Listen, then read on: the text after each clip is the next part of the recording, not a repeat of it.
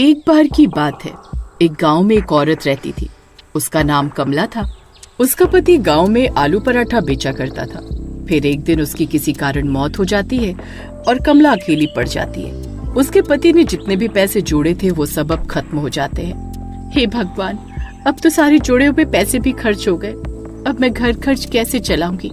लगता है अब मुझे ये आलू पराठे की रेहड़ी लगानी होगी। लेकिन मेरे पास सामान खरीदने के तो पैसे ही नहीं है। फिर वो उधार में आलू खरीदने के लिए सब्जी मंडी जाती है। अरे भाई साहब, क्या आप मुझे 10 किलो आलू उधार दे सकते हो? मैं जल्दी आपका पैसा चुका दूंगी। अरे नहीं नहीं, उधार नहीं दे सकता। हर जगह बाढ़ आने की वजह से मंडी में आलू वैसे भी बहुत महंगा हो गया है। कमला बहुत सारे व्यापारियों के पास जाती है, लेकिन उसे कोई भी उधार में आलू नहीं देता। फिर वो परेशान होकर गांव वापस लौट रही होती है। कितना अच्छा होता अगर हमारा खुद का एक खेत होता। मैं खुद के आलू उगा लेती, बाहर से खरीदने भी नहीं पड़ते और मुनाफा भी ज्यादा होता। तभी कमला की नजर एक खंडहर के आगे खाली पड़ी जगह पर पड़ती है। वो जगह बहुत उपजाऊ दिख रही होती है, खेती के लिए एकदम सही। अरे एक काम करती हूँ, इस खाली जगह पर ही आलू उगा देती हूँ। वैसे भी यहाँ कोई आता जाता तो है नहीं। कुछ ही दिनों में मेरे पास बहुत सारे आलू हो जाएंगे। एक बार मेरा काम धंधा चल गया तो फिर मंडी से आलू खरीद लूंगी। फिर यही सोचकर कमला उस खाली जगह के लालच में आकर वही आलू की खेती करने लगती है। लेकिन उसे ये नहीं पता था कि जिस जमीन पर वो आलू उगा रही है वो जगह श्रापित है। फिर कुछ ही दिनों में बहुत सारे आलू उग जाते हैं, लेकिन कमला जब भी कोई आलू तोड़ती तो आलू की जड़ में खून लगा होता।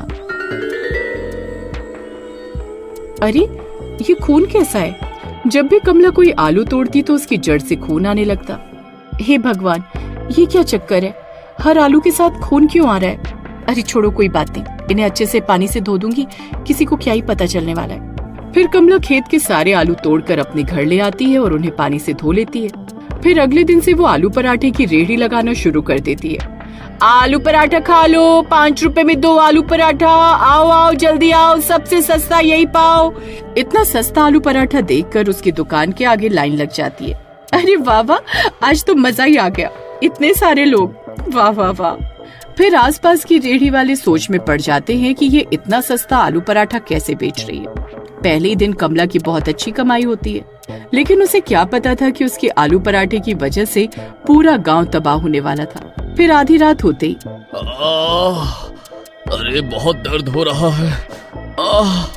अरे क्या हुआ जी? अरे यार, 5 रुपए के 2 आलू के पराठे खा लिए, तब से पेट में बहुत दर्द हो रहा है। तभी सुरेश के शरीर का तापमान बहुत बढ़ जाता है और उसका चेहरा लाल हो जाता है। तभी उसके दांत और नाखून लंबे होने लगते हैं। अरे नहीं, ये क्या हो रहा है? तभी सुरेश डरावनी डरावनी आवाजें निकालने लगता है।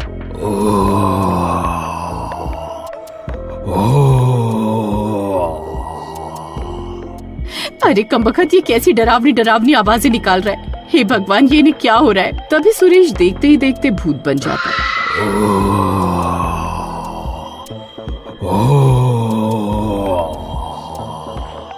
उसकी पत्नी की हालत खराब हो जाती है।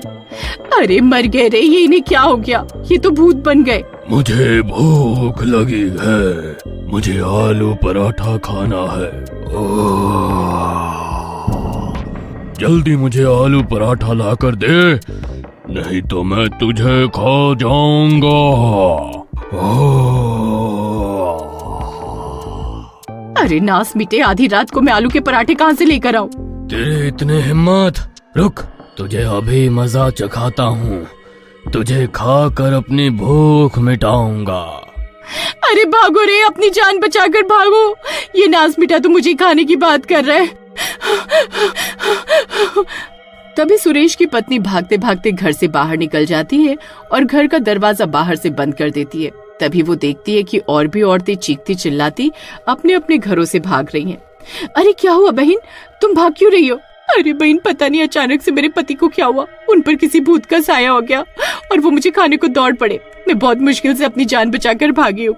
पता नहीं जब से आलू पराठा खाकर आए हैं तभी से बेकी बेकी बातें कर रहे हैं। तभी वहाँ और भी औरतें आती हैं। उन सब के पति भी पराठा खाने के बाद भूत बन चुके थे। खोल दरवाजा, मुझे भूख लगी है, खोल दरवाजा, खोलो दरवाजा खोलो, मुझे आलू पराठा खाना है। हाँ। वो सभी भूत अपने अपने घरों में कैद थे और खिड़कियों से गुर्रा रहे थे।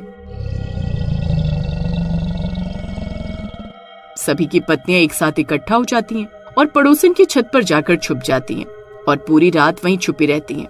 वो भूत पूरी रात दरवाजा तोड़ने की कोशिश करते हैं लेकिन नाकाम रहते हैं। तभी सुबह होने पर सुरेश के घर दूध वाला आता है। दूध ले लो, दूध वाला। अरे